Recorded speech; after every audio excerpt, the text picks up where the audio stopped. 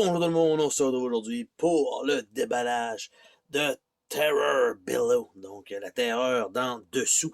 Et donc, c'est un jeu publié par Renegade Game et Origame, et ça a l'air à peu près de ça visuellement. Ça dit pas grand chose, ça a l'air d'un genre de cratère en forme d'œuf, et on a des véhicules et on a des choses, et ça fait beaucoup penser à Tremor, donc la série de films. Et donc, on va déballer ça ensemble.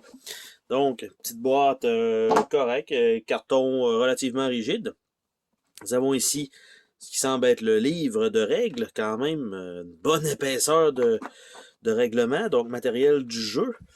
Mise en place histoire, donc des grosses images, la mise en place.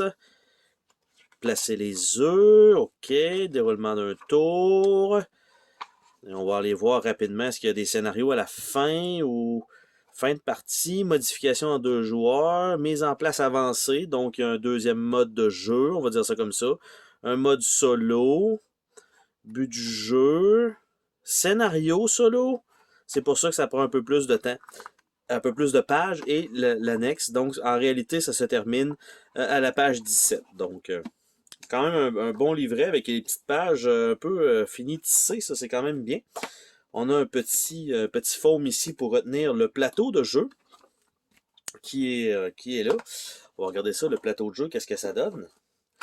Qui est un peu qui est etché sur les bords, qui n'est pas directement un carré comme d'habitude ou un rectangle. Et ce que ça donne comme résultat, il était un peu collé. Donc, ça a l'air de ça.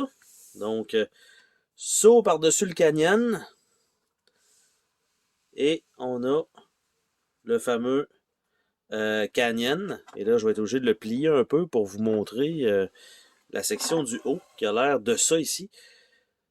Et le plateau semble réversible. Je ne sais pas si c'est la même information de l'autre côté. L'autre côté n'a pas la section du bas. C'est juste le logo. Donc, c'est probablement la version normale et avancée, je suppose. Donc, qui est là avec... et en haut, c'est à peu près pareil. Je vais essayer de montrer ça jusque-là. Et voilà. Donc, il n'y a pas de cratère dans le milieu. Donc, au moins, on a quand même un petit peu de variabilité, ça se dit.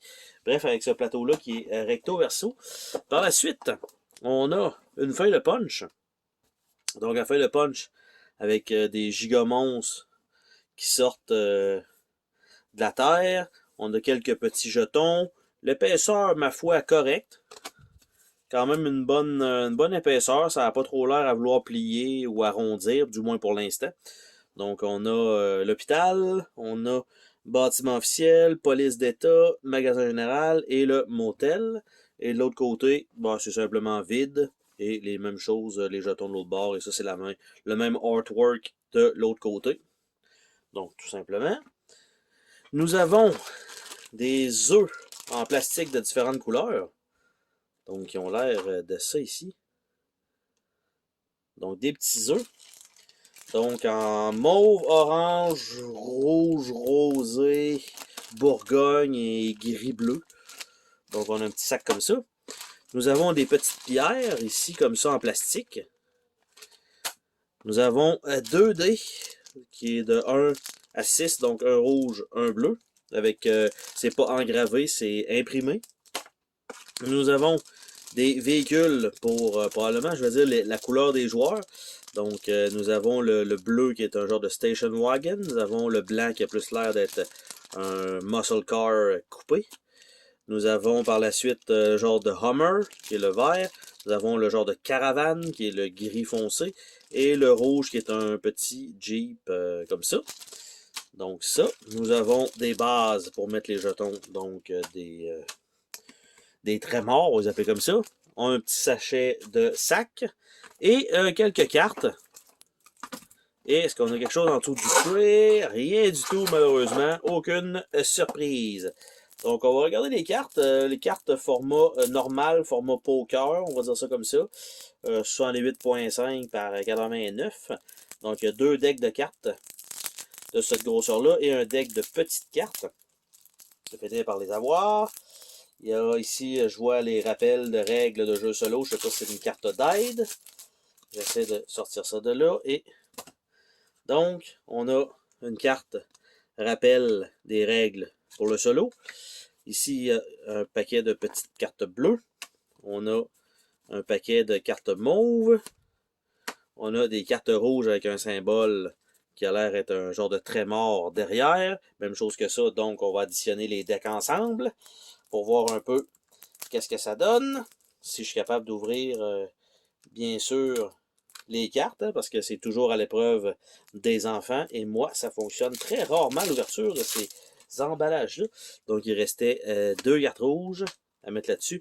Et on a ce qui semble être des cartes de mouvement. Donc, les cartes de mouvement correspondent ici, par exemple, à des bottes. Donc, défausser une autre carte véhicule après avoir joué celle-ci, probablement pour gagner des mouvements supplémentaires. Donc, on a des bottes avec des icônes différentes dans le bas. Donc, on a beaucoup de bottes. On a des vélos. On a une berline qui a l'air d'avoir 4 de mouvement. On a un pick-up. Même chose, 5 de mouvement. Une moto, motocross en tant que telle. Nous avons un semi-remorque à 7. Et c'est pas mal ça. Donc, le maximum 7 et l'autre, sinon 2. Nous avons les cartes ici bleues comme ça. Il n'y en a pas beaucoup. Est-ce que ça correspond, je vais dire, à des personnages? Pas du tout. Ce sont uniquement les cartes d'aide. Donc, ça. Par la suite, les cartes en mauve comme ça, ce sont des personnages. Donc, Tom, le médecin / fin stratège. Natasha, un US Marine, super entraîné. Laura, agent du FBI, intention secrète.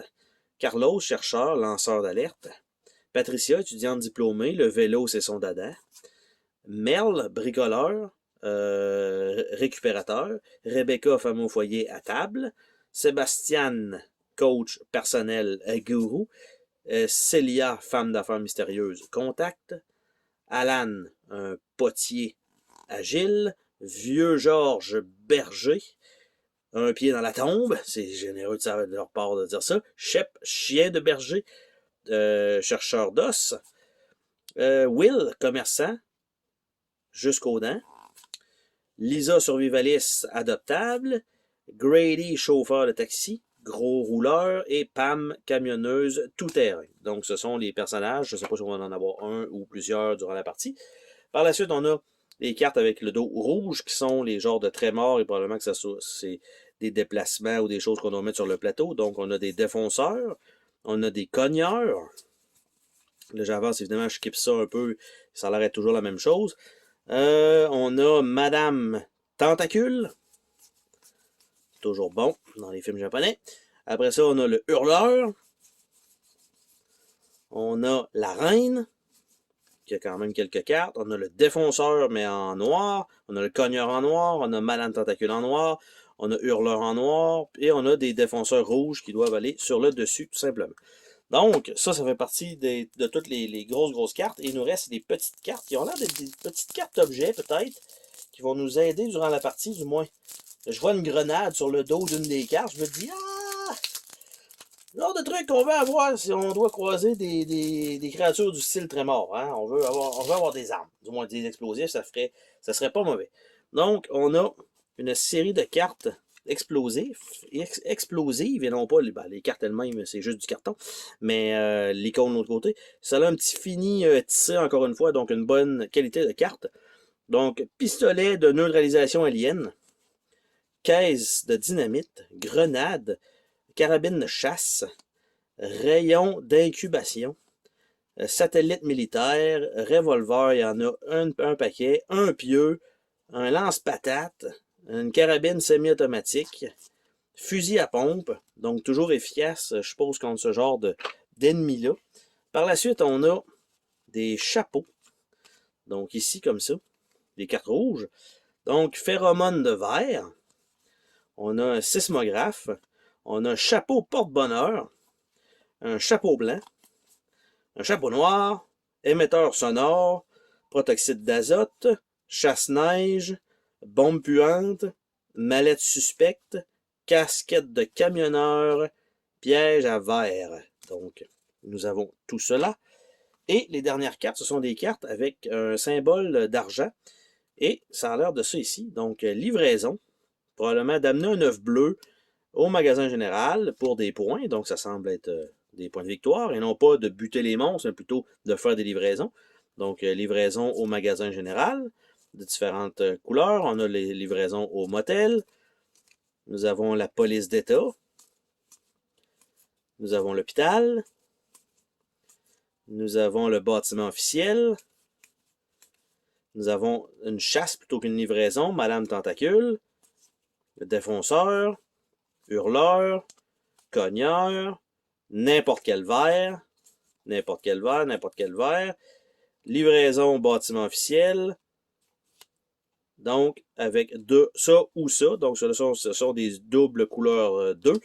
Et donc, ça c'est probablement des objectifs supplémentaires pour faire des points de victoire. Donc, ce que je m'attends, c'est que ce soit donc d'attaquer des ennemis pour faire des points et de se promener et d'essayer de faire donc le plus de points possible et d'atteindre peut-être une limite ou quelque chose comme ça avant la fin de la partie. Donc, je m'attendais à un jeu un peu différent, je dois dire, un peu surprenant de la direction dont ça peut prendre, mais je pense que ça va quand même être assez intéressant. Donc, c'était le déballage de Terror Billow.